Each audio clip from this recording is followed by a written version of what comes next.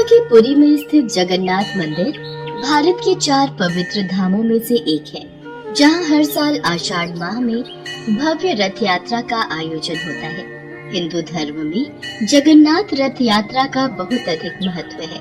जगन्नाथ मंदिर में भगवान जगन्नाथ विराजमान है, जो कि श्री हरि विष्णु के अवतार श्री कृष्ण का ही रूप माने जाते हैं। जगन्नाथ का अर्थ होता है जगत के नाथ। आषाढ़ मास की द्वितीय तिथि को ये रथ यात्रा शुरू होती है और शुक्ल पक्ष के 11वें दिन भगवान की वापसी के साथ इस यात्रा का समापन होता है। भगवान जगन्नाथ के मंदिर से जुड़ी एक पौराणिक कथा के अनुसार मध्य भारत में इंद्रद्युम्न नाम के एक राजा रहते थे। उनकी राजधानी का नाम अवंती था। वो भगवान विष्णु के बहुत बड़े भक्त थे और हमेशा भगवान विष्णु के दर्शन के लिए इच्छुक रहते थे। एक बार एक ऋषि घूमते हुए उनके महल में आ पहुँचे और राजा से बोले, राजन, उड़ीसा में भगवान विष्णु के भव्य रूप नील माधव को पूजा जाता है, लेकिन वो जगह उड़ीसा के कौन से हिस्से में है, ये आपको पता लगाना पड़ेगा।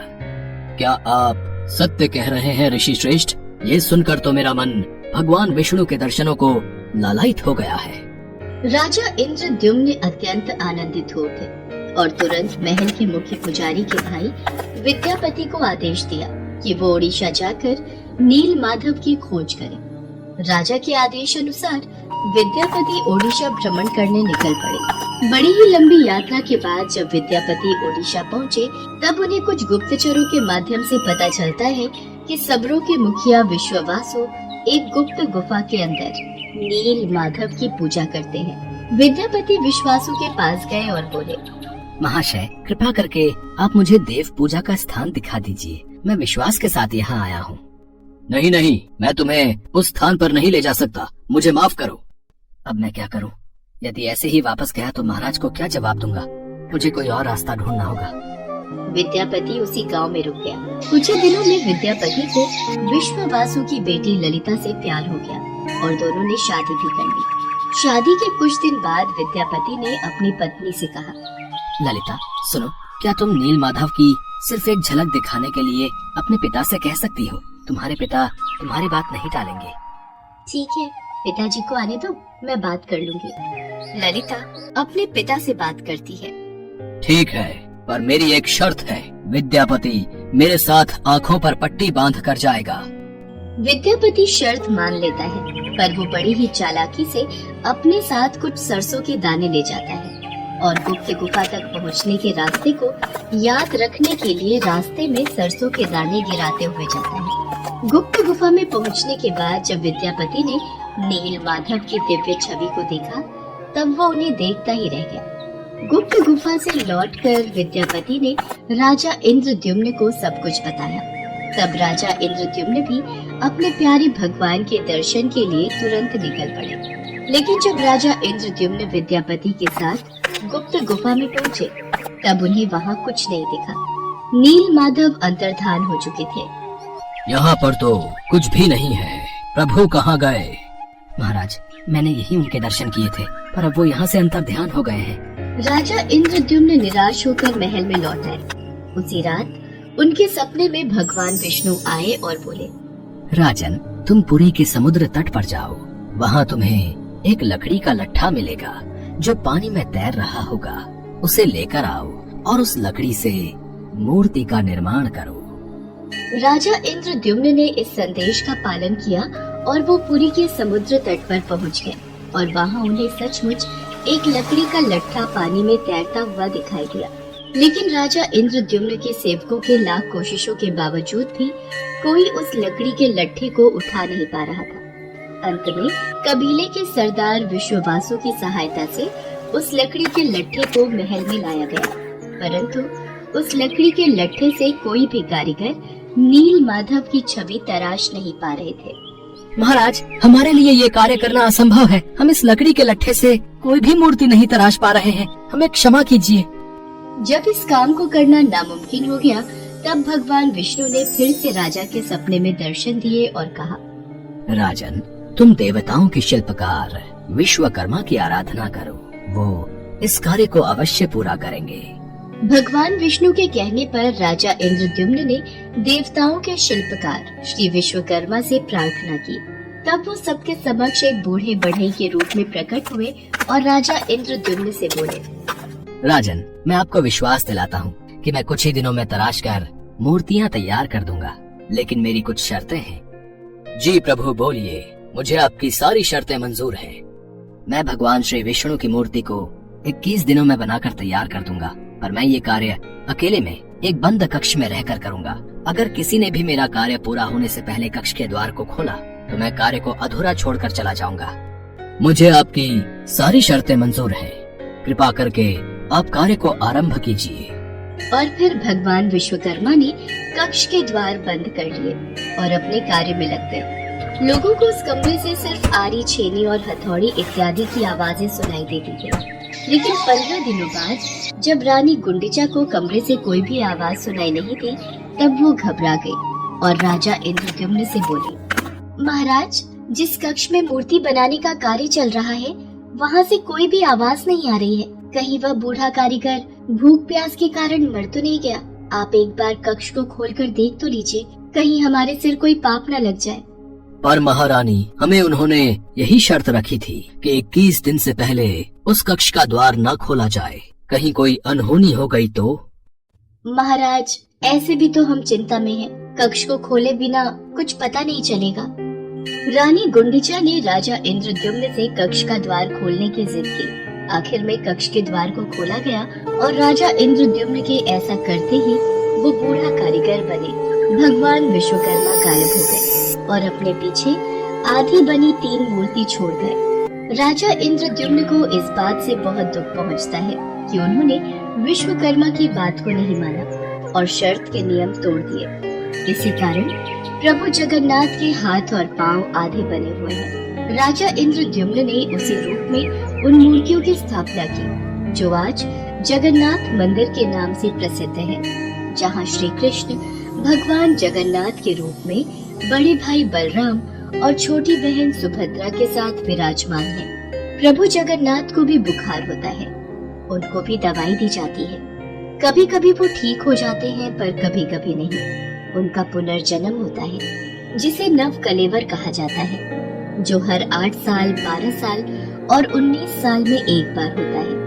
इन दिनों उड़ीसा सरकार पुरी में अंधकार का ऐलान करती है और कुछ खास पुजारी अपनी आंखों पर लाल कपड़ा और हाथों में लाल कपड़ा बांधकर पुरानी मूर्ति से कुछ रहस्यमयी चीज को निकालकर नई मूर्ति में लगा देते हैं, जिसे ब्रह्म पदार्थ कहा जाता है। ब्रह्म जो जीवन का प्रमाण देता है। जैसे प्रत्येक मनुष्य के शरीर में आत्मा होती है, उसी प्रकार प्रभु जगन्नाथ के शरीर में ब्रह्म या परमात्मा रहते हैं।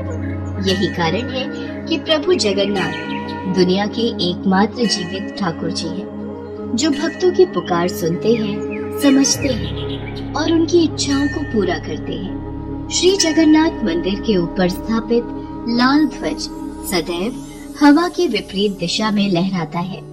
प्रतिदिन सायकाल मंदिर के ऊपर स्थापित ध्वज को मानव द्वारा उल्टा चढ़कर बदला जाता है। कहा जाता है कि जब श्री कृष्ण की मृत्यु हुई थी, तब एक बहेलिये ने ही उनका अंतिम संस्कार किया था, लेकिन उस वक्त श्री कृष्ण का दिल आग में जला नहीं था, जिस वजह से बहेलिये ने उस हृदय को लकड़ी के गुच्छे में बांधकर समुद्र में प्रवाहित कर दिया था, जो फिर बहते बहते पुरी के समुद्र तट पर पहुंचा और वहां से फिर राजा इंद्रद्युम्न ने उसे प्राप्त कर प्रभु जगन्नाथ की मूर्ति का निर्माण करवाया।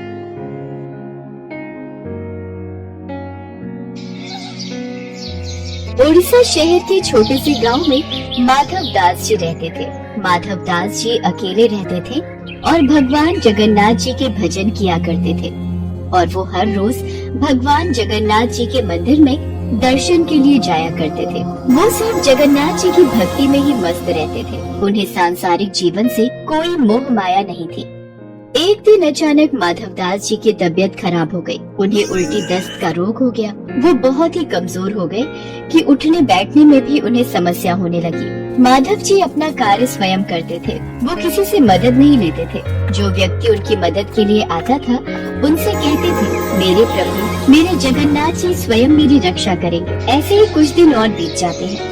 माधव जी की तबीयत और खराब हो जाती है। अब तो वो मल मूत्र भी बिस्तर पर त्याग देते थे, परंतु उन्होंने अपनी भक्ति और आस्था जगन्नाथ जी पर से नहीं छोड़ी। इतना बीमार होने के बाद भी वो नियम से जगन्नाथ जी की आराधना किया करते थे। यही दूसरी ओर जगन्नाथ जी अपने भक्त की उन पर आस्था देखकर अत्यंत खुश थे। तभी बलदेव जी जगन्नाथ जी से कहते हैं, हे प्रभु, आपका प्रिय भक्त इतना कष्ट में है, आप उसे दूर क्यों नहीं करते? तो उसके पूर्व जन्म के कष्ट हैं जो उसे भोगने ही होंगे, पर उसने मेरी इतनी भक्ति की है, इस कारण मैं पृथ्वी लोक पर जाकर उसकी देखभाल करूंगा। तब स्वयं जगन्नाथ जी सेवक के रूप में माधव जी के पास उनकी सेवा करने के लिए जाते हैं। वो माधव जी की बहुत सेवा करते हैं और उनके गंदे वस्त्र भी भगवान जगन्नाथ जी अपने हाथों से स्वयं साफ किया करते थे और उन्हें स्नान भी कराया करते थे। भगवान जगन्नाथ जी की सेवा से जब माधवदास जी स्वस्थ हुए और उन्हें होश आया, तब भगवान जगन्नाथ जी को उनकी सेवा करते देख वो तुरंत पहचान गए, ये मेरे प्रभु ही हैं। देखो माधव, मुझसे भक्तों का कष्ट सहा नहीं जाता, इसी कारण मैं तुम्हारी सेवा करने के लिए स्वयं आया हूँ।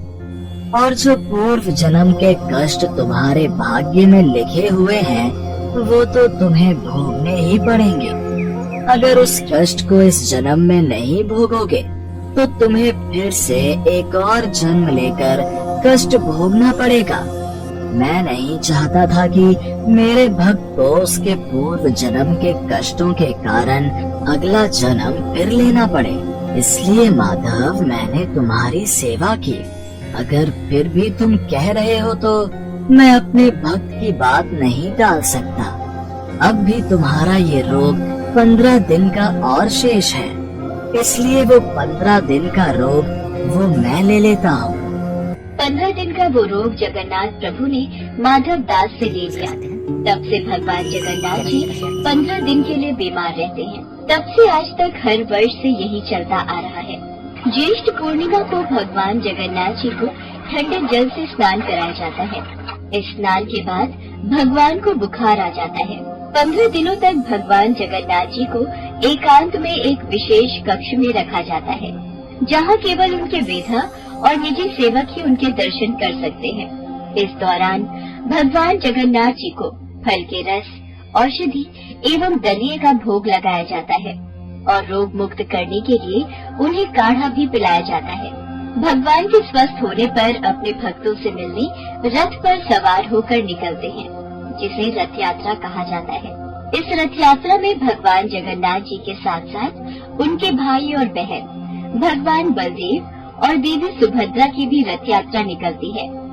रथ यात्रा प्रतिवर्ष आषाढ़ मास के शुक्ल पक्ष की द्वितीय तिथि को निकलती है।